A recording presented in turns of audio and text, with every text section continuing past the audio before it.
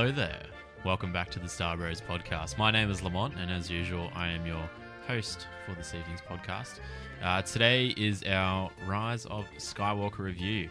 Probably our most anticipated video of all time, I'd say, given that this is coming out 7 months late. But that's all right. Guys, let me go around the table and introduce who else I've got on the podcast as well. To my left, as always, my brother. Good morning. How you going, Rolly? Yeah, good, bro. Good. I'm positive now, but once we're done talking about this film, we'll see what the mood's like, eh? Yeah.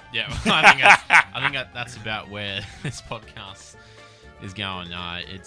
It'll be interesting actually, because we're not actually reviewing this like coming out of the cinema. We've actually had time to sit on this.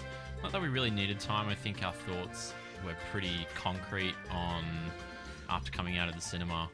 Well, let's talk about it, because you and I, we haven't actually spoken about it since we came out. You came out? Yeah, that's right. But since we came out of the cinema, and we watched Rise of Skywalker in the cinema, you and I went to, and Ellen as well, who's been on the show before, went to the midnight screening. We did. Quick question, was it worth it? No. Okay. There we go. Well, no, wait, hold on. It was fun to go to the midnight screening, and it was fun to be with other people who like Star Wars. But yeah, we'll get into the movie. We will later. Yeah. And special guests on the show, we have Jackson. Jackson, how you going, man? Not too bad, man. How are you? I'm excellent. Thank you for hopping on, taking the time out of your day. Geez, it's hard to justify talking about the Rise of Skywalker taking an hour out of your day, isn't it? Yeah. We'll find a way. We'll get there. We'll find a way. I hope we do. We will. Look, the way I thought we'd structure this review, and of course we have reviewed, I think, 4 movies so far. We've done the first 3 episodes, episodes 1, 2, 3. We've done Solo. We also did Rogue One. We did Rogue One, but I haven't actually put that up yet. Nice. But we are going to do that, because we'll continue to obviously review the remainder of the movies. But I guess this one we're reviewing now, seeing as it's the latest feature film to come out, and our thoughts are hot on it. So look, later. Yeah, that's right. They're hot. We're ready to go. Look, we'll go around the table. I think the best way to do this first is talk about what we like about the movie, and then let's talk about what we didn't like, because I think it's no spoiler. I think we can go around it, and the majority consensus is that we did not like this movie. So let's talk about things we liked first, and then let's get into what we didn't like. We should preface this by saying that we're spoiling this too. Absolutely. I mean, if you haven't seen it at this stage, if you haven't actually seen it, do do get, and I recommend this, do you get Disney Plus, because all the movies are in 4K, Star Wars movies. So absolutely get them, and they actually do look good. They do. They actually do look really good. So if you haven't done it, do go get Disney Plus, go watch them in 4K, and then come back and listen to this review and see if you agree with us. Jackson, I want to hear your thoughts first. Yes. Good thoughts on the Rise of Skywalker. Good thoughts. What did you like about it? All right. There's a few things that I really like about the movie. One of which is the cinematography. I think it's a really beautiful movie, for one. I think, for me, and I know a lot of people disagree with this point, but for me, the pacing worked really well. I feel like it had, for what it was trying to achieve, it had to bridge a gap between 7 and 9, because they sort of did a bit of a retcon of 8, as it were. And so I feel like the fast-paced catch-up was a great way to go about doing that, to get us in the story. And honestly, I was on board with the dynamic between the main 3 characters. So I think that it was really good to see Rey, Finn, and Poe interacting with each other in a way that you could actually see friends interacting. And yeah, I thought that was quite good. Yeah. Well said. Yeah. Thanks, bro. Yeah. Very nice. That's wholesome. That is wholesome, man. It's Yeah, cute. it was It's good. cute. Yeah, it's adorable. Rolly, things you like. Pass. No. Look, let me just think real. I wasn't ready for this question. No, look, it is a beautiful looking film. That's pretty much it. The sound design was good, and look, there's probably good things to like about any movie. There's a lot of people that work on these films. You've got people who work in special effects, post-production, production. The cinematography was good. But for me, and we'll get into this, the negatives just completely overshadow the positives. So I would say that for every possible positive in this film, there's like 20 negatives for you, that undo it for me personally. Yeah. And we get to that, but it does look nice. Look, the music's good. It had a good. I will say the John Williams score is. And you should note that's the last time you'll get that. That's the last time. In a Star Wars project. Yep, and so that's fun. And I will say the bits with Mark Hamill this time as Luke Skywalker as the Force Ghost were a lot more fun, and I feel like we did get a little bit of that Luke Skywalker that we wanted from Episode 8 in this. And I guess one other positive is that they did at least attempt to retcon Episode 8, which I think, I'll have to touch on that point as well. Yeah, big fan of Episode 8. It's a hard look. It's a hard. It's a. Well, we can go there if you want. Let's do it. Sounds like we'll need to get you back on for the Last Jedi review when we get to that. Absolutely, yeah. But yeah. So I think that's pretty much all I can think of. What do you got? Well, I got to say that was a longer part from you than what I expected, to be honest. I'm trying to be positive, man. Yeah, you are. Yeah. That was every bit of positivity we're going to get out of you today. It took everything. It took everything. I've never seen you so positive. Yeah. That's almost crazy. We can end the podcast right now. Thanks for coming, guys. Look, I echo what you guys say. This movie, no question, it did look good. The visual effects are awesome, as always. Disney knows how to do that. ILM's really good at that. So props to them, the visual effects team, Star Wars.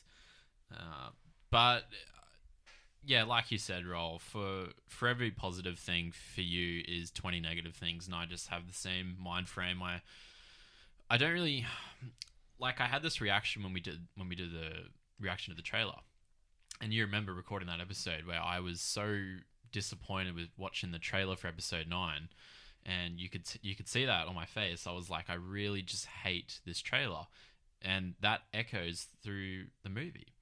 We should note too that this is something we'll get into the negatives, but as far as positives go, I mean, yeah, all I've got to say is that I liked what this movie looked like. It looked good. Story-wise, for me, nothing hit beat. Maybe Luke Skywalker, but even then, it wasn't enough for me. So agree. Let's just come on. Let's do what we need to do here, lads. Let's get into the negatives. Yeah. All right. Well, Jackson, we'll go back to you again. Right. Negative things about this movie, things that didn't work for you. What could they have done better? All right. So, main point for me is Rey being the descendant of Palpatine. I think that is very lazy writing. They don't need to do that. Yeah, they didn't need to do that. They didn't need to tie it in. They didn't need to make anything overshadow the previous 6 movies. And I feel like it's a mistake to do that. I feel like if you had Snoke as a villain, even if he was to come back, something like that, it would have been a better movie. That's still pretty lazy, though, in my opinion, because it's taking what you've done in the previous movies and sort of just like taking a shit on it. Yeah. And it's not agree. It's not amazing to experience that, especially if you're a fan of the previous movies. Yeah. I can see how if you don't know anything about the previous movies, then you might be able to say, okay, yeah, no, well, it's another big bad guy. But I think even still, why would you bring the Emperor back for that? Then you don't need to do that. So that's my one biggest complaint with the movie is you don't need to tie that in at all. Yeah.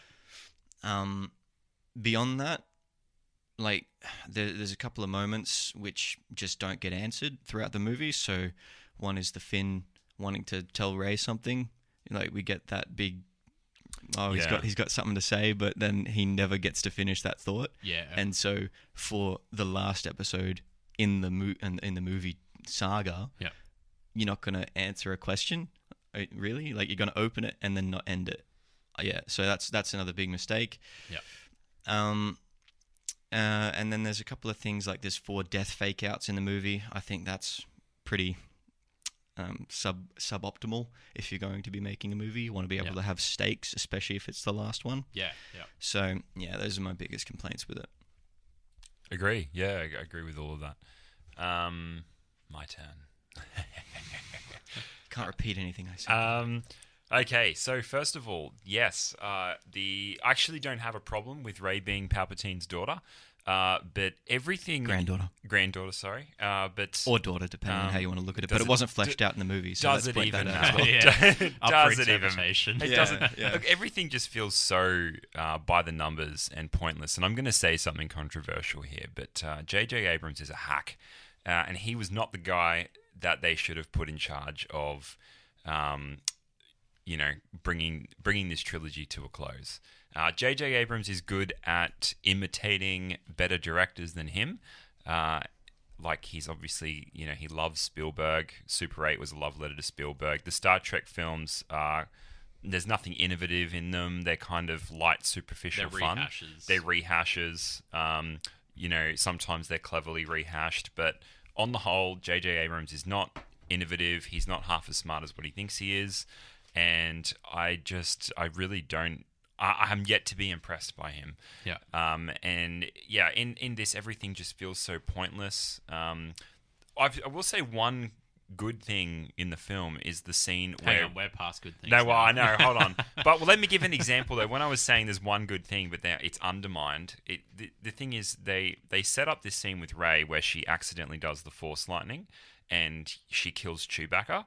And that scene in the film is actually really, really good. That's actually a great scene. And I was like, when I watched that, I was like, oh my God, like, did she just kill Chewbacca? Well, this ties into what I was saying. Yeah, but then that scene is completely undermined by what you just pointed out, Jackson, which is the fake out of the death. It doesn't, but they don't even keep you wondering whether Chewbacca has died. It's literally the next scene. Yeah, it cuts to someone saying, "Oh yeah, Chewbacca.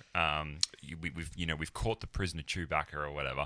So they set up these things, and there's some good ideas. They're executed really poorly. It's lazy writing, bringing back Palpatine, and even when they do bring back Palpatine, they don't do anything cool with him. I mean, he's such an iconic villain, the Emperor, and he's got so many iconic lines, even from the prequel trilogy. Like, it could have been really... It could have at least been fun to flesh his character out a little bit further. But it just wasn't. They just... Yeah, we sort of get a dark man in a cave. We do, yeah. Who's saying, this is my plan all along sort of thing. It's just lame. And the Rey, the Rey Skywalker just makes me roll my eyes into the back of my head so hard.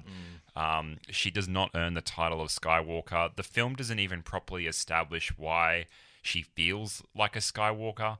Like, she had a contentious relationship with Luke in Episode 8. She doesn't seem to... I don't know. I just don't think they haven't invested in the relationship with Luke and her in order for that to be meaningful at all. I'll add to that. They haven't even invested in their character, really. Nah, in Rey, you mean? Yeah. Yeah, I agree. Yeah. Rey is undercooked, underdeveloped. And by the way, Rey is just unlikable. She never worked for me at all. She's boring. She is just awesome at everything as soon as she attempts to do something. Yeah. She's just a boring character. She's really... And it's nothing to do with the fact that she's a female or anything like that. It's just to do with the fact that she doesn't have an arc. You don't really ever see her struggle. As soon as she tries something, she's great at it. They try and make her struggle a little bit in this film. But it's too little too late. Third film in the trilogy. Yeah, it is. To give her, real meaningful development or a good arc. So, yeah, I just... And, we haven't even got into the Kylo Ren stuff, but the only good character in the whole series, or the only, fun character is Kylo Ren. And then... I mean, they don't do anything cool with the Knights of Ren, other than they don't explain the Knights of Ren. We're all waiting to see who the Knights of Ren are. In fact, at this point, I'm pretty sure that when the Knights of Ren first come on the screen, there's literally a character that's like, oh my God, it's the Knights of Ren. And it's like, we shouldn't need a character to say that three films in. We should just be able to look on screen and know that those are the Knights of Ren. And then, the fight scene with Ben Solo, when he goes back to Ben Solo, with the Knights of Ren is just not that exciting. It's not that fun. And then the kiss at the end with Ben Solo and Rey is just kind of unearned and lame and shallow. I mean, maybe it's just very shallow. That's my raw thoughts on it.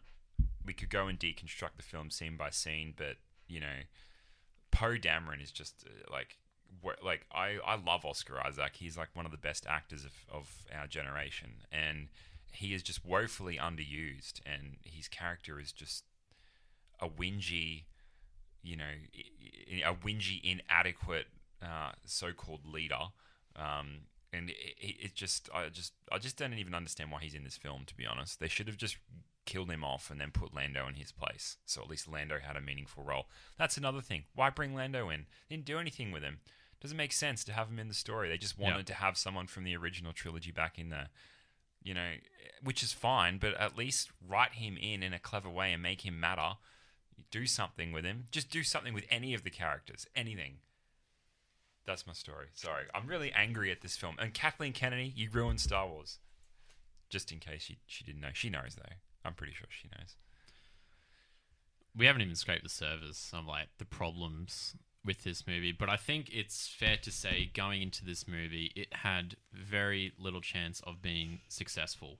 At this point, we were 2 movies deep with this trilogy, and its predecessors were not successful in storytelling. The Last Jedi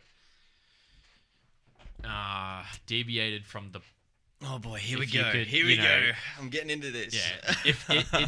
Well, look, the problem with The Last Jedi is that it deviated from the plan, if you could call it a plan, from The Force Awakens. I mean, there was no plan. And there was no plan, right? But you could clearly see, though, that J.J. Abrams had a thought from going 7, 8, 9, and Rian Johnson went completely 180 and went into just to another qualify direction. one thing, in that there was no plan. You're right, there was no plan from Kathleen Kennedy. However, J.J. Abrams, I think, did write a treatment for how he saw the next 2 films going. Not that I've heard. If you can show me otherwise. Apparently he did, because apparently Rian Johnson threw it out. Threw all of his story ideas out. It might not have been like a full treatment, but there was at least some ideas that J.J. had spoken about with Rian Johnson. That's absolutely fine. I absolutely understand. Even if there was a treatment, you ended up with Episode 7. In my opinion, still like a pretty decent movie. It's probably if you're wanting to say it would be the best of the 3 for most people, because it's the most nostalgic. It's the one that feels most like Episode 4 or Episode 6, something like that. Yeah. But in my opinion, it's just again sort of safe film writing. I agree, it is safe. Yeah. That's Safe what film JJ writing. does. Now, if you take that and then go, all right, well, we've done a safe movie and we want to actually progress a story forward, JJ then writes you a draft for the next, couple of movies that he wants to write. Do you even listen to that at that point? Or is Ryan wrong for throwing out JJ's unformed ideas? What? Well, if I can just say one thing here, right? So I've just criticised J.J. Abrams for being very by the numbers and for making safe choices, which I agree, and for being derivative of other directors that are better than him. Right. So I think absolutely you throw out his ideas. That's fine. What you don't throw out is the core, the core things that make the characters who they are.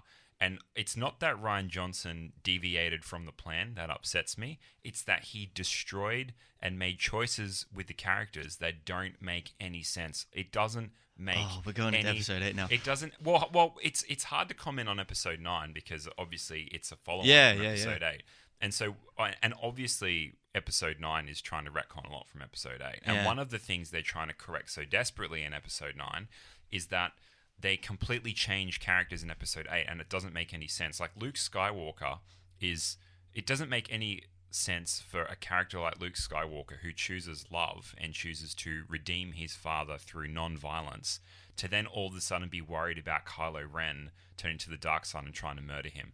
That doesn't make sense. There's a lot of reasons you could make Luke Skywalker bitter and old if you wanted to, but I just don't understand why you would make one of the greatest heroes in cinema and one of the most hopeful, optimistic, wholesome heroes in cinema. Why would you make him a grumpy old man who just refuses to explain himself and just walks around an island and grumps and shuts himself off from the world? That doesn't make any sense, and I feel like it makes perfect sense. Why? All right. Well, is it okay if we go into Episode 8? Because this needs to be said. All right. So Luke Skywalker, In the movie, it is explicitly said that it was the briefest moment of sheer instinct that he ignited this lightsaber. The briefest moment, and it flooded away in that second. But it was 1 second that caused all of this pain. And so that is very relatable, because we can all of us can relate to having one thing that we're about to say something, or we've started saying something and it's taken us down a path which we really didn't want to go, whether it's in relationships or just having a fight in general. We've all said something that we shouldn't have. I agree it's a good arc, right? All right. But not for Luke Skywalker, because Luke Skywalker Disagree. Well, you can disagree, that's fine, but Luke is a Jedi Master. He's meant to have... He's restarted the Jedi Order at this point. He's meant to, like, his... And it... Look... Do you... Well, hold on, just one sec, though. Let me ask this question. Yeah. Do you envision Master Yoda making the same decision as Luke? No, I don't. Why? Because Yoda is 900 years old. He's had much more time to... Okay, so he is like... Do you envision any of the Jedi Council from the prequel trilogy making the same decisions? I don't envision Obi-Wan Kenobi making that decision. I don't envision Mace Windu making the same decision. I do. I don't. There's already proof that Mace Windu has tried to do this. Yeah, but not as a Jedi Master. Well, not as a Jedi Master sitting on the council. The council at the is end all of their life. so afraid of Sidious in Episode 3 that they all go to kill Sidious. They all go to kill him. Absolutely every single one of them goes to kill Sidious because they're afraid of the dark side. Luke then goes to kill somebody he cares about for the briefest moment, and you say, no, it's completely out of character. He wouldn't do that. Jedis wouldn't do that. Because he can... Absolutely they would. How is it that Luke Skywalker has not learned any lessons from redeeming his father by non-violence? Well, he did learn it, but that was 40 plus years ago. Okay, so he learns it, and then he magically unlearns it, and then he mucks in everything 40 years up for another 3 1 second. You never had a negative thought for 1 second. It's a stupid... No, but he's a Jedi Master. No, he's a Jedi Master. It doesn't make any sense. It's a great way to change your character and introduce a new dynamic. It's a great way, because we're all flawed in some way. They can show that he's flawed, but the thing about Luke... It's a Luke great way to show that he's flawed. Yeah, but he conquers his flaws. He doesn't succumb to them. And in The Last Jedi, he succumbs to them and shuts himself away, and that is not the heroic... inspiring Luke Skywalker that we got, and that's but what at the end of the movie, it is heroic and inspiring. That's the entire point of the movie. He's what inspires this whole other generation. You see the kid at the end. But we've seen this arc from Luke already, and we've seen him conquer it in a much more satisfying, interesting way. This is just, it's derivative and rehash, and you were saying before how great Rian Johnson is for throwing out the script and for doing his own thing and doing something completely different. So what is it? It's either his derivative and he's copying Luke Skywalker's original arc, which is to, recognize the darkness within himself and then ultimately make the decision to not give in to it, or it's just a stupid storyline. I'm lost. You're saying things that you can't say that he's you can't. Okay, right. So what I'm saying is that if you want to go that he's not gone down that. All right, we're going very much into episode 8 here. If you're wanting to say that he's not gone down that path, he hasn't turned to the dark side before, and he didn't turn to the dark side in this movie. Sure. He had the briefest moment of instinct, which is to ignite your saber. It's like to ignite your lightsaber if you're fighting Darth Vader. In his head for 1 second, because he can stop all of the pain that'll come, but he just fell into the trap. It's one of those things that absolutely could happen to any one of us. Any one of us. I think with the best intentions. We saw the Luke who struggled in the original trilogy. We saw him conquer evil. We saw him realize the darkness within himself. The Luke Skywalker I wanted was I wanted to see the payoff for those 3 films. I wanted to see what it was like to have a Jedi Master in Luke Skywalker, what kind of Jedi Order he created. I wanted to see, and I'm sorry you didn't get what you wanted. Well, the thing is, this is the thing though. Everyone wanted it. Why do you think The Last Jedi had such a horrible backlash? Actually, arguably, The Last Jedi completely destroyed Star Wars. Disagree. And disagree. Well, you can disagree, but absolutely. But the filmmakers of The Rise of Skywalker, to get back onto that, they know that a large portion, most of their fans felt the same way, which is why they made so many decisions to try and retcon things that happen in Episode 8. Which is the worst decision that you're ever going to possibly make if you're making a cohesive trilogy. Well, is to try and retcon one of your movies. In Episode 8, they don't try and retcon anything that they did in Episode 7. Well, I agree with that, but I mean, and this, we can pin the blame here on, I think, one, Kathleen Kennedy, who started this trilogy without a real plan.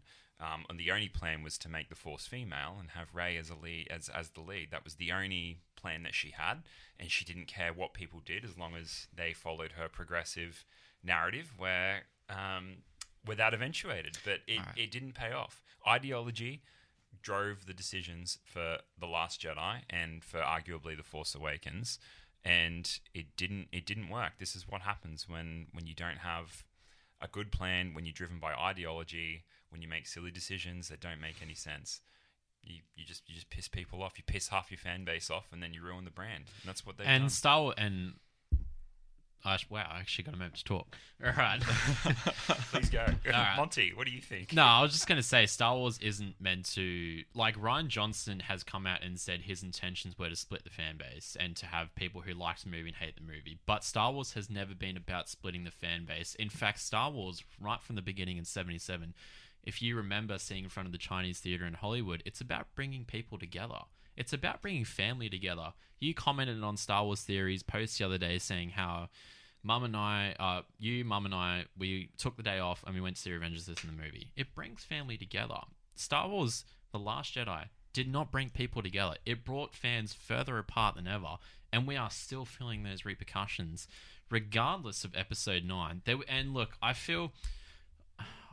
don't feel for J.J. Abrams, but he certainly had no chance of fixing that with just one movie in Episode 9. It was a tough job. Yeah. Credit to J.J. Abrams. He did wrap up this trilogy, and look, we brought it up. There were certainly unanswered questions that were brought up in Episode 9, didn't get answered. Unanswered questions brought up in Episode 7 to 8, didn't get answered. But at least this trilogy somewhat came together at the end. We had a final battle scene. We took out the biggest evil of the galaxy. It came to that conclusion. So I guess I can take a bit of satisfaction from that. Going back to Episode 9, great talk about Episode 8, by the way. We will totally rehash this when The Last Jedi review comes out. We will totally get to it. Don't you worry. Let's go back to what we're talking about earlier. But back to the Episode 9 review. Look, things that didn't work, one that we haven't spoken about yet is the scenes with Leia. Now, obviously, it's sad that Carrie Fisher passed away, and it's unfortunate that she was unable to perform scenes if she were here in Episode 9, and they had to use deleted scenes from Episode 7. Unfortunately, it just didn't work. She came off very unemotional. There was no emotion in the acting whatsoever. And the scenes just did not work with Rey. Rey would be super happy, upbeat, and then Leia would be like, oh yeah, no worries. Like, just no emotion in the acting, and it didn't work whatsoever. Yeah. It was very awkward. So I think the more appropriate choice would have been not had her in the movie at all. And to not... Because it almost ruins the character of Leia having her in the movie because of the acting. It takes you out. So I think the more appropriate choice would have to actually not been had Carrie Fisher in the movie, and thus more having Luke Skywalker train Rey. I mean, what was the whole point of Rey seeing Luke Skywalker in Episode 8 if he's not there to finish her training in Episode 9? You've just completely cut off that relationship from Luke Skywalker, which makes absolute no sense whatsoever. And then all of a sudden now we're introduced in Episode 9 that Leia actually got Jedi training. Where was that explanation 2 movies ago? I mean, look, too little too late with a lot of this. Too little too late. But the problem is that J.J. Abrams, he didn't direct Episode 8. Would have been a completely different movie in Episode 9. Look, regardless of what you think, I think we would have certainly got a more cohesive story across 7, 8, 9. We would have had characters like the Knights of Ren fleshed out in Episode 8. You could have guessed that much. How did Max von Sydow get the map at the beginning of Episode 7? And then it's stuff like that too. So those are the kind of stuff that they'll obviously answer in like a book or a comic, and only a handful of people are going to find out the answer to that. But the thing is too, one thing I want to point out is this Sith Wayfinder. Why would Palpatine create 2 Sith Wayfinders if he didn't want it to be like found in the first place? Why create a map to your location if you didn't want it to be found, and you were creating this Sith army? Like, it's not in Palpatine's character to do that kind of thing. It's not in his character to make an entire Sith fleet, and which is pretty unrealistic. Like, come on, really? Like, every Star Destroyer has the Death Star's technology. Well, if you want to talk about unrealistic, I don't think we should touch that in Star Wars. But you know what? Though? You can write in whatever you want in Star Wars. I mean, you can, but like the grounded, thing is, it's a bit more grounded than that usually. But point taken. Yeah, I mean, it's a fantasy. It is a fantasy, but what I'm saying though is like it's really overkill having like an entire. If you wanna look at it in a really broad context throughout any sort of lens, they don't actually blow up planets with those Star Destroyers. They merely make them uninhabitable. So the Death Star completely evaporated planets. The Star Destroyers aren't on the same destructive potential level, but I take your point. But you should also very much take it with a grain of salt, because it's just a movie, and if you want to talk about realism in Star Wars, you're not going to find anything anywhere. But it's just the thing. It's not the unrealism. It's not the realism that bothers me. It's just sort of unimaginative. Like, not realistic in the sense that we're comparing it to real life. Realistic in the sense of Star Wars universe. Like You're trying to portray the Emperor's been away for 30 years. What's he been doing all this time? 30 years. Well, what did he do when he was building the Empire in the first place? That took, 20 years, and he built an empire. I do in think 30 years, what can he do? In fairness, though, with the building of the clone army and amassing the resources for that, I do think through the Clone Wars and then through the films, they do show that these, like, building that army and whatever takes resources. Like, you get a, like, there's stakes to having the clone army. Do you know what I mean? Like, you feel, I feel like it might like be, obviously it's a fantasy film, and you can't really create, a huge clone army. However, it does feel grounded in reality in that you can feel the stakes. Like, you can feel like, wow, this actually took resources, and there's an economy to this, and it's difficult. And it wasn't just something that they could create out of thin air. Maybe you're right. Maybe he did do it for 30 years, but then again, it's just one of those things where it's like just a bit of explanation to how would have gone a long way. I do absolutely agree with that point. But on that same point, do we really want to go down the route of trade negotiations and there's economics behind Star Wars, and because that's one of the biggest criticisms that the prequel trilogy got. Honestly, I find that to be one of the most interesting dynamics about the prequel trilogy and what sets it apart from the others. But most people on the broad context don't like the prequels because of these politics. I think the prequels got bogged down in it for sure. And that's so a fair criticism. Disney I think would just be trying to avoid that at all costs and just make a fun, entertaining film with stakes that you can really see. Too many holes though. I mean, I guess you could have a 4-hour discussion on why it is this way, but I just did not believe. I didn't take the world seriously. I didn't believe it was real. And I do agree with that nowhere. criticism. Look, honestly, if I'm being honest, one of my biggest criticisms of the whole trilogy is that in Episode 7 they blow up the entire Galactic Republic. Yeah, that's crazy. We never feel any consequence of that throughout the entire 3 movies.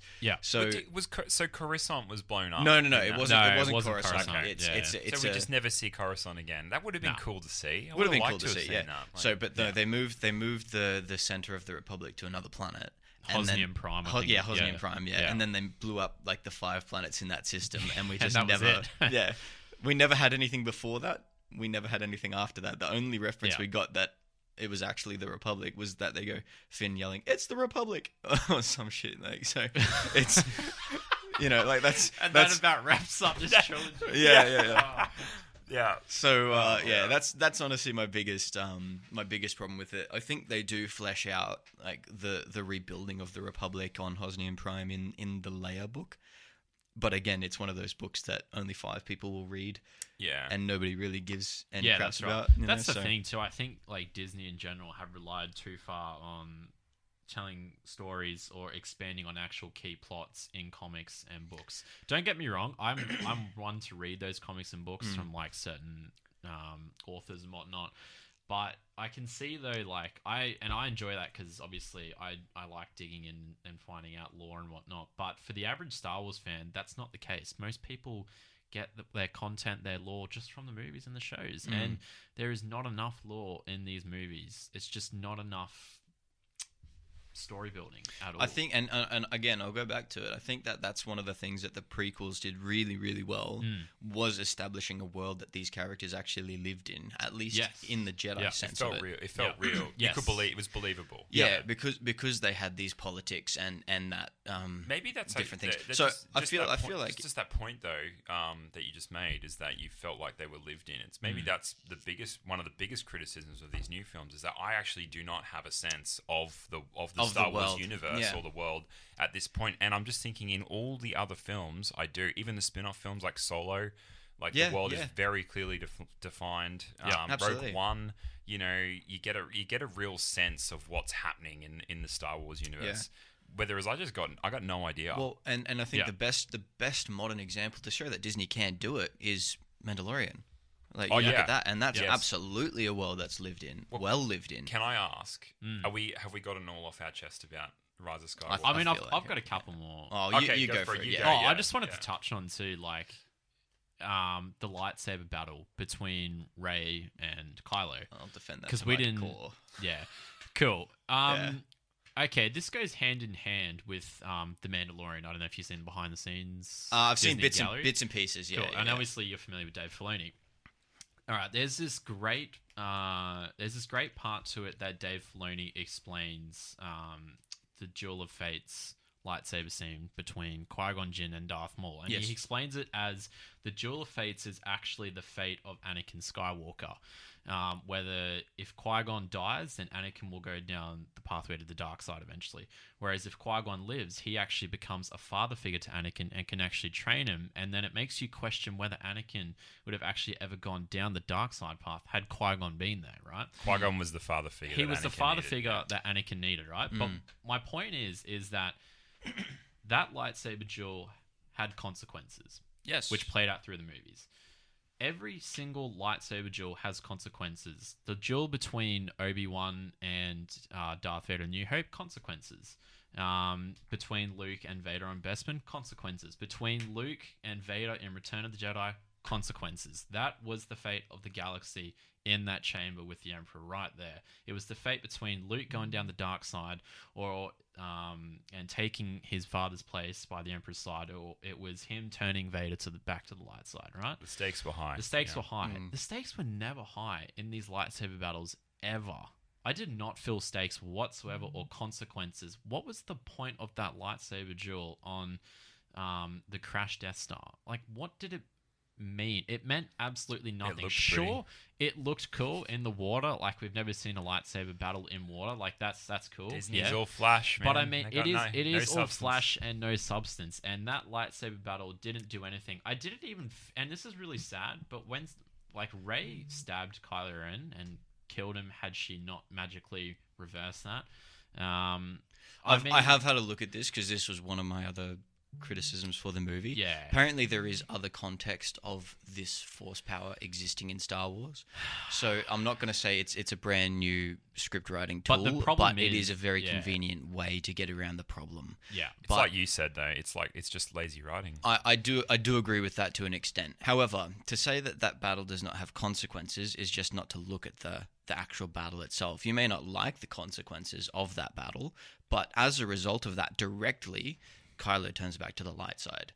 So to say that it doesn't have consequences is absolutely know false. what, actually, I would say that's the exception. That's the exception to the rule in the trilogy, because let's just quickly touch on this because we can sum them up pretty quick. So the duel between Rey, Finn, and Kylo Ren at the end of Episode 7, there's no real stakes there other than the immediate well-being of the characters. So there's no galaxy defying stakes to these, which to there these was duels, in the other right? lightsaber But duels. it's personal stakes with that. Yeah, but it's personal stakes about characters you But don't care it's also about. personal right? stakes. Yeah. It's also That's personal what I mean, stakes in like- episode 5. yeah.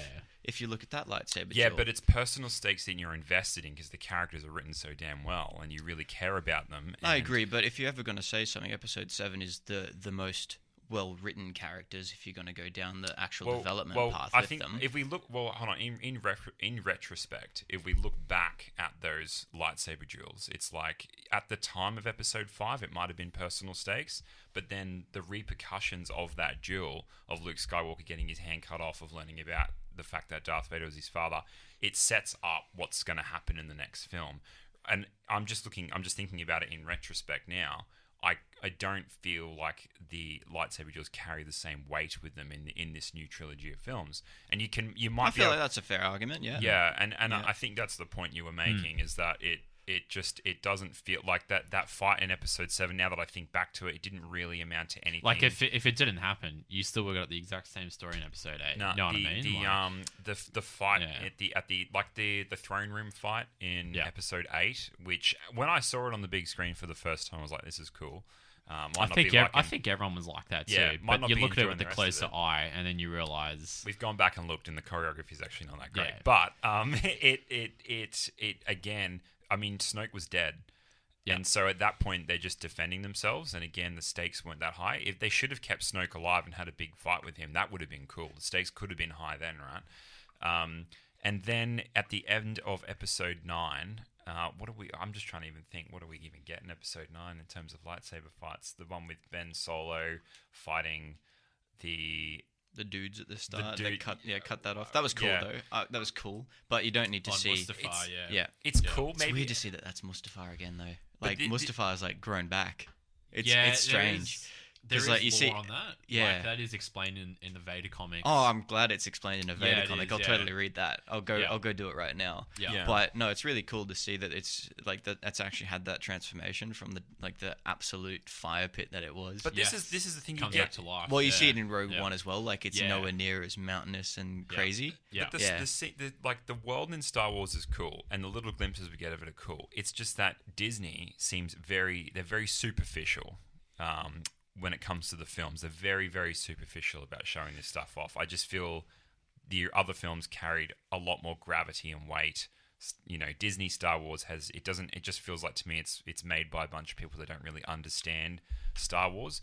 And I think my point is proven here, because if you look at The Mandalorian, made by people who actually do understand Star Wars, that show carries more weight and gravity in a much smaller in scope storyline than the whole new trilogy has done, for sure. Yeah, So, I got to agree with that to an extent, because Mandalorian is, I think it's pretty fair to say the best Star Wars piece that's come out in the last couple of years. It's I agree certainly with that. Disney's best piece of Star Wars. Yeah, Absolutely. yeah. Yeah. Besides, actually, short of last season of Clone Wars, because last season of Yes. Clone Wars, short of the 3 episodes that you would absolutely hate, is one of the best things that we've ever seen. I think. Yeah, in I Star agree. Wars. But in saying that too, I mean, that's thanks to Dave Filoni and not really Disney. Dave Filoni, I think honestly, and this is overrated. This is an underrated thing. I think Dave Filoni's a bit of a hack. Honestly, Wow. yes, that's a powerful message. He's great at animated stuff, for the extent of it. Yep. But you see, Is all this of as far as live action? well, goes, or- not only he's Yeah. good. He's good at an in-depth story. He's terrible at filler. Yeah. And he's really, really terrible in The Mandalorian for live action. He directed the 4th and 5th episode. Correct me if I'm wrong. and the first episode. episode, I think first and pilot. fifth. Yeah. So I the think it was. first The one fifth, episode. the Howard fifth was being the with The that 5th young was the gunslinger. Yeah, Really, yeah. really terrible. Yeah, episode. look, I mean, I think it's fair. I think it's a fair criticism actually. And look, it is. It could have been too early to bring Dave Filoni out into live action, because he hasn't actually directed live action prior to The Mandalorian, and so he is a learning director in that sense. Well, And I think without so much supervision, I feel like, because you look at any episode directed by Jon Favreau, it's excellent. Any episode by Taika Waititi, in fact, the best episodes are directed by Taika Waititi. You know, and so you can absolutely tell the drop in quality when you bring that different director on board. So maybe they gave him the safest episode, maybe. Yeah, like I think because that's they might have that's written it probably and then fair. gave him the safest episode. But I think he's lined up to direct one episode in season 2. I think it might just be one. I'm not too sure. I could be wrong. Directing's not the reason they get a guy like Dave Filoni to come in. That's It's not, the overall that's story right, arc, yes. and he has a great understanding of what Star Wars is. And I think I agree with you. I think the Directing is not his his forte. But yeah, so why would you storytelling. let him do it then? Let him do what? Direct. Look, it's a tough debate. I do absolutely agree that he has a good understanding of Star Wars and what fans want from it, but I don't know. I feel like he is overrated to an extent. Who knows what goes on behind the scenes here? That's though? true. Like what kind of That's deals true. are cut? What was the conversation between him and Jon Favreau? Yeah, so he might well have had Maybe Jon he might well Favreau have had just the thought- short straw of episodes to direct. Yeah. They might have had the episodes written and they're Yeah. just like, yeah, Dave tried on the safest episode. So I don't know. In saying that, though, like characters like the Gunslinger, which it does come down to direction and writing as well. I mean, that The was, pacing of that. He actually not took amazing. me out. That guy. Yeah. Yeah, He actually I took hated me him out. too. Yeah. And that could have been direct cause of Dave Filoni's directing. I think Dave's got a bit of the George Lucas script writing syndrome, which is he can't write dialogue. But properly. that's actually a really good point. And that's exactly how I think about Dave Filoni. He's like a mini George Lucas, and George Lucas is excellent at coming up with that overall story arc, but not so great at the clunky dialogue, as Harrison Ford so puts it. But I do want to finish on a positive note here. And I feel like we've gone around and we've said our bit. Positive note. and, Go watch The Mandalorian. You don't have to watch The anything Mandalorian. else. But I do want to ask. Yeah. Now that we have completed the trilogy. Yeah. And I will say that as a Star Wars fan, I'm going to find this trilogy really easy to ignore and not think about ever again, to be honest. Yeah. And maybe that's the best thing about it, is that it's so forgettable. Yeah. So what do you think Disney should do moving forward with Star Wars, in your humble opinions? I think you already know my answer, but I want to hear Jackson's first. Yeah, so my opinion on it is you need another couple episodes or another couple seasons of Mandalorian. Yeah. And then you start your episode 10, 11, and 12 trilogy. Now, what you do with your 10, 11, and 12 trilogy is you bring the one existing character, you go far into the future, and you bring the one existing character in Star Wars that could go far into the future. Emperor Palpatine. Yeah, Emperor Palpatine. He comes back. He comes back. He's cloned Mark himself 3. again. Mark 3. Mark 3. It's like Iron Man suits, but Palpatine bodies. Don't joke. JJ's probably listening right Yeah. now. He's like racking his brain. We're going to do this. So what I feel you do is you go very far into the future, like 700, 800 years. Yeah. And you have a completely new story with new characters, but one existing tie-in with a universe that we already know, which is your Baby Yoda. Baby Yoda. Because he can live for that amount of time. Yep. And so you have that one continuing thread between your trilogies, and say, all this crazy shit was going on while you think about it, Baby Yoda's 50 years old. He was he was existing during the events of all of the original and prequel trilogy. Yeah. Yeah, that's right. So he's actually the most continuing thread if you wanted to take that line. I actually 100% agree with that. I think go far into the future with it and do something that we haven't seen before with new characters. Absolutely. Even if you don't want to say a long time ago, change that up. Yeah, I think it's an opportunity to change it up now. Yeah. Yeah, nice. What do you reckon, Monty? First things first, replace Kathleen Kennedy with someone who Already been done. understands. Yeah, I feel like she was gone already. Yeah. That's the first thing you do though, is replace her with someone that just understands Star Wars, because she doesn't. And I think we've covered it too. What do you mean she doesn't, man? The Force is female, bro. Well, Don't you agree? look, it's as clear as day, and whether you want to see it or not, it is as clear as day. She has certainly tried to work her ideologies into Star Wars, which does not benefit the storytelling of Star Wars whatsoever. And I think that is very evident in the sequel trilogy. Everything that doesn't push her ideology in, it works. Clone Wars, Mandalorian. Oh, sorry, no, that's not. It's not strictly true with Clone Wars, and it's not, and we can touch on but- that. There's 3 episodes in there which you just want to kill yourself. I know exactly what you're talking about. Yeah. But Yeah, and look, so Clone Wars isn't exempt from this It's interesting because I don't know how much Kathleen Kennedy had a hand in that, because she may have, well, that's but true. Look, we don't know what happened. Honestly, I take it as Dave Filoni is a bit of a simp.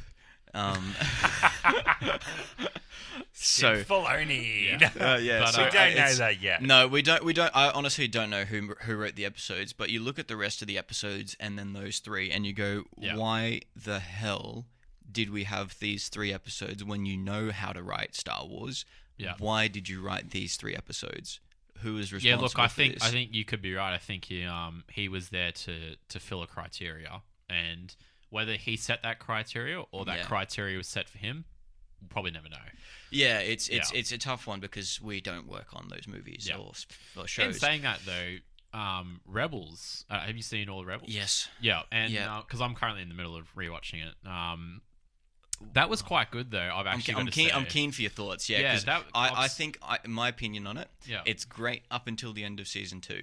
Season 3 onwards is just absolute garbage. Yeah, absolute garbage. I will never watch that show again from that point onwards. Interesting. All right. The only really great part to rewatch for me is the end of season 2. Yeah, that's the only part. Well, I think it's fair to say that is definitely the highlight of the series. Yeah. Well, there you go. Dave Filoni's a simp. Yeah, he's an absolute simp. Yeah, you heard it here. In all honesty, I do really like Dave Filoni, and I think his work is a lot more credible than what Kathleen Kennedy's done with Star Wars. I really like Jon Favreau, and I think it's fair to that's say a great thing to bring those directors on board. And now actually having Taika be directing a full Star Wars movie, we don't know what it is. Yeah, so you asked where we think Star Wars should be heading. Well, let's talk about where it is heading. We know Obi-Wan series is coming out next year. We know Mandalorian season 3 is currently in writing. Excellent. And we know Taika Waititi is scheduled to have his feature film come out in 2024. That's where it's heading. Rolly, he doesn't like Taika. I don't know. No, we actually it's funny. We did talk because last podcast episode we talked a lot about the Mandalorian behind the scenes, and obviously Taika Waititi and what he means in Star Wars. So we did touch on that, and obviously we got your thoughts, Rolly, on Taika. You're not 100% sold on him, but Star Wars, where should it go in your eyes? What needs to happen?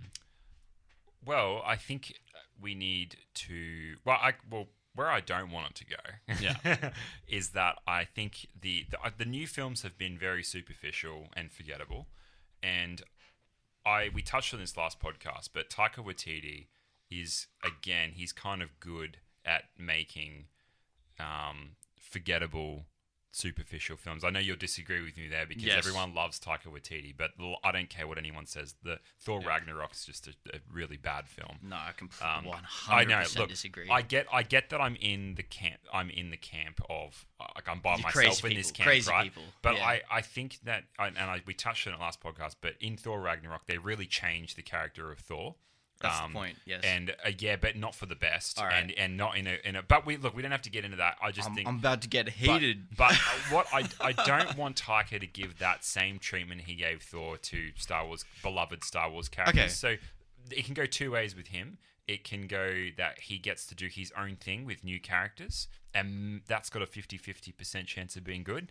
Or he takes old characters, existing characters, and ruins them. But look, I like that. I like Hunt for the Wilder People. I think is actually a really nice, wholesome film with Sam Neill that he made. I haven't seen Jojo Rabbit yet, but I've heard all good things about it. Have you seen What We Do in the Shadows? I've seen that. It's a great movie. Yeah, I like. So I think he's got. He does some good things and bad things, but I don't think he's the guy to resurrect Star Wars. Can I bring up a point with you because Sure. I need to touch on this before you go into the future. Yeah. Taika Waititi. Come and directed Thor Ragnarok. You obviously don't like the movie. That's fair enough. You're allowed to have an opinion. Anybody's allowed to have an opinion on what they do and don't like in a movie. But to say that Thor didn't need a change up is a ridiculous thing because Thor 1 and 2 very clearly didn't work for the majority of audiences. As soon as they changed it, the majority of the audiences, and again, you're that 1% that doesn't like it, and that's fine. the majority of the audience responded and went, okay, well, this is actually a great movie now. See, we need to redo. So keep doing the this. first, I don't want to get bogged down in this, but the first Thor was directed by Kenneth Branagh, who's done, obviously, he's done the Shakespeare films, won the Oscar for Henry V, and Macbeth, and I think there was a Shakespearean vibe to the first Thor that I really liked, because I thought it was wholesome, and I thought the character was just written really well. And the movie was innocent in its And the movie approach. was innocent, and then you get like this sort of, very modern update of Thor where he's jokey and portrayed as a buffoon, and I just, look, it's fine if you like that sort of thing and that's what you want. I just didn't. It just wasn't for me. And that's fine. And I just don't want him to do, like we're talking about, it's my opinion. I get that, and that's why I'm here talking about my opinion. Absolutely. Is this your opinion? It is. Okay. But to make sure. in terms of the future for Star Wars, Well, I want to tie back into Star Wars now, less- though. But less hang on, ideology. let me say, because you're hypocritical here. You're hypocritical here, and I want to pull you up on it. Let's hear it. You say that episodes 7, 8, and 9, you're not going to have a trouble thinking about them because you're going to forget about them straight away, right? That's the biggest complaint, is that they're very forgettable. Very forgettable. Thor 1 and 2, what happens? I have no idea. It's Thor so 1 forgettable. Thor I 1. remember Thor 1. I Thor don't. 1's is a coming of age. It's actually a classic coming of age heroic tale where you get the arrogant, full of himself character who then has to be humbled and then ultimately learns that he's not fit to become king. Sure. But then so I think you get a really good character arc through that. Thor 2, I'm not going to defend. Yeah, good. Different writers, different director. Piece of trash. But Thor 1 was good. Well, that's fair. Okay, look, I'll say that Thor 1, I do remember like bits and pieces of, not the overall story. Thor 2, couldn't tell you what happens. Thor 2 was a bad movie. But to say that the character didn't need a shake-up, because with that, and it's similar to the MCU, Star Wars, in the way that you do have all of these movies trying to tie into a cohesive narrative, and now with the Disney Plus shows coming out about them, we're going to see how they do that, just like Star Wars did The Mandalorian to tie into this universe. Yeah. Now, with Thor, he was in all of these different Avengers movies, and he is by far, short of Quicksilver, one of the most boring characters in those movies. And to say that he doesn't need a shake-up, which is what Taika did, is hilarious. And Marvel recognized I'm not saying this. he doesn't. I'm not saying he doesn't. Look, I don't want to get bogged down, right? Because we're very bogged down. I need to defend this movie. We're getting bogged down in this, but it's not. And again, I don't even blame Taika for it. Like, they want to bring someone on to shake it up. That's fine. It's just, and he did what he did. He did what he was asked to do. And he did what he was asked to do, and he made a lot of money for him, and that's fine. It's just not what I want him to do to Star Wars, right? So, we'll see what happens. But I think if he did well with The Mandalorian. Well, sure, he did okay with The Mandalorian. We'll see what He's happens. done well with his other solo movies. He's not. It's it's got a jovial side to it, but he can very much direct seriously if he needs to. Yeah, like, I think he's got it goes, stakes as well. It's funny as well because he did voice the IG-11. IG-11, yeah. And he which did a good job of that. He did do a good job. Yeah. So I feel like your nerves for Taika Waititi are unjustified, because he's so far done the job that he's been asked to do in all of his cases. We'll see. I just don't like his creative choices on Thor, and I don't want that. Oh, and that's fair. And I think a lot of the creative choices were, and this brings me to my point, is that Kathleen Kennedy has dominated Star Wars with her ideology, and I think that Taika made some ideological choices that informed some of the character changes he made, and philosophically, I don't agree with those choices. I don't think they make sense necessarily for the characters, and we can get in a bigger discussion about later. Yeah. But I want them to stop people putting their crappy ideologies, their personal politics beliefs, and their personal ideologies in these films. That's what I want. See, Make cool disagree. films. I disagree. Make good films with good characters that are written well, that are fun. I think it's fair to say, like, if you want to put your own ideologies and personal beliefs in movies, you should do it in an original story, not in a cemented franchise like Star Wars or MCU. Yeah, because then you to an extent I agree with that, but to the other point, all directors are artists, and as much as it pains us to say it, because Disney is a massive business and they do have a say on what their movies show. Some directors are artists. Well, no, that's not true. Some are failed artists. Absolutely, that's fair to say. But regardless of your opinion on a movie, the director has the final say, short of the corporate side of it. The director has the final say of what goes in the movie, and they should be allowed to express whatever opinion they so want. That's what freedom and art is about. Whether you agree with that is absolutely fine. Like, you don't have to agree with every point. And I feel like for those franchised movies, they should limit it to an extent. But you don't go cramming an opinion down an audience's thing. And I Because think that's where Star Wars went and Kathleen Kennedy went wrong. they did People go a don't bit like wrong there. Yeah. People don't like that. You know, they don't want that. They want the Mandalorian. We want more of the Mandalorian. Yeah, and I agree. less of the Do Force agree. is whammon. Yeah. That's it. Yeah. Simple. No, I do agree. Guys, want to go around the table? Tradition. Final scores for the Rise of Skywalker. 10 out of 10. Oh, 10 out of 10. Come on. So it's a perfect film for you? Oh, no. Couldn't No, agree. absolutely not. It's a movie that I feel like has been dealt a set of hands, and it's done what it tried or what it could do with those set of hands. I feel like it could have done a better job, though. It's a tough one because there is a lot of people out there that will really, really enjoy this movie because with stuff. We don't care about the other people. I just care about you. What's your score? No, there is a lot of people. There's a lot of people that will Don't really, care. really like this movie. But for me, a lot of it doesn't work. Particularly with bringing Palpatine back and that sort of lazy or unimaginable or uninformed Uninspired. stakes. Uninspired stakes. I feel like it really hinders the film in that regard. From a pacing point, it was absolutely fine for me. So, look, honestly, it's about a 5. I'd give it just like it's watchable, but That's fair. Yeah. Yeah. I wouldn't put it on every night. No. And I've that's proven with my history of watching it. I've only seen it once outside of the cinema. Yeah. Fair enough. Because it's a Star Wars film, I needed to rewatch it. So Fair call. Yeah. Rolly, your final score? 3 out of 10. 3 out of 10? Yeah, I'd give it a 2 out of 10 for me personally. I think that, regardless of whatever you think of George Lucas, there were some technological advancements that he made and 100%. pioneered. Like, I think it was the first episode 2, Attack of the Clones, was the first feature-length film to be shot completely on digital. It was. Yeah. Yep. So I mean, I really like that he was, really going for it. Yeah. I just don't see any of that same technological innovation in these new films. I don't see any new story ideas.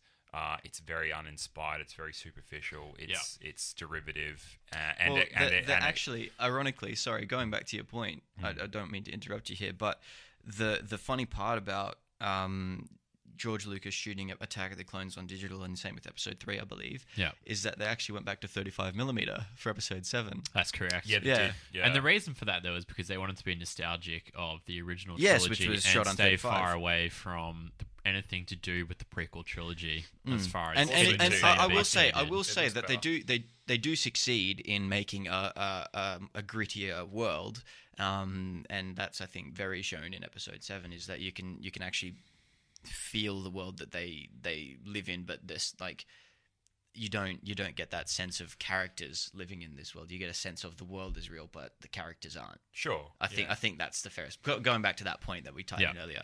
But I think with Attack of the Clones and the prequels, you have the opposite, where you feel like the characters are real, but the world isn't. But the point is that they took chances. George Lucas wanted to pioneer technology, took Yeah, chances, move absolutely. things forward, say something. These films were just a cash grab, in my opinion. What do you think, Monty? And grabbed cash they did. Well, they did for some of them. Well, they did for The Force Awakens, being the most 1.6 gross, or 1.7. highest grossing movie of all time. Yeah. So I guess congratulations. Episode 7's not the highest grossing. For Star Wars, it is. Oh, is it for Star Wars? Yeah, episode Oh, 7. No, Okay. grossing of all time. No, Isn't it? no, not even close. Avatar was 2 bill, and then 2.8. Um, Endgame Well, just did. No, 2.8. they did pass Avatar, didn't No, they? no, no. maybe domestically, but not worldwide. Oh, well, there you go. Yeah, no, it's a couple billion off. Look it up, lads. Look it up. Yeah. Fact checkers. Yeah, right, okay. Anyway, look, I think that about sums up this lengthy, in-depth review of Four different movies. Of 4 different movies put into one. And several different franchises. Yeah, Thor and the Marvel Universe. Look, the title of this podcast, I don't know even what to name it yet. It's going to be interesting. But no, look, seriously, guys, that is it from our Rise of Skywalker review. Do let us know what you think. I think it's fair to say we certainly saw both sides of the argument today, which is good.